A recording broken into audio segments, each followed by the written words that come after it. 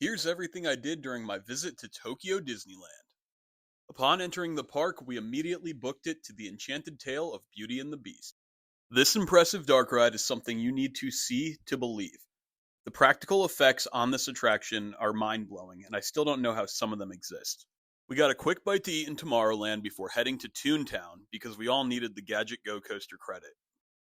While the ride was nothing to write home about, it was pretty fun, and we used up the rest of our time in Toontown to check out these walkthroughs, including Mickey and Minnie's homes, before taking a spin on Roger Rabbit Cartoon Spin. This dizzying dark ride allows you to choose how much or how little you spin. We made our way back to Fantasyland to check out Pinocchio's Daring Journey, along with classics like It's a Small World. Unlike its Orlando counterpart, both eyes on the hippo work on this installation. Unfortunately, the Haunted Mansion was closed for annual maintenance. However, we weren't too sad because it's pretty similar to the version in Florida.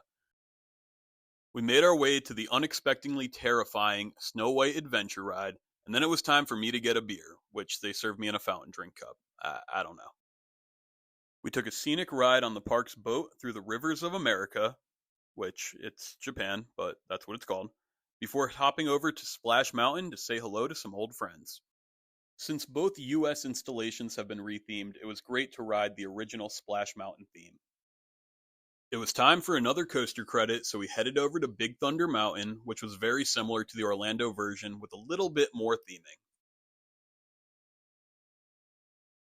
At this point in the day, I was getting pretty hungry, so we headed over to the China Voyager restaurant, where I got this delicious ramen, some dumplings, and even a dessert.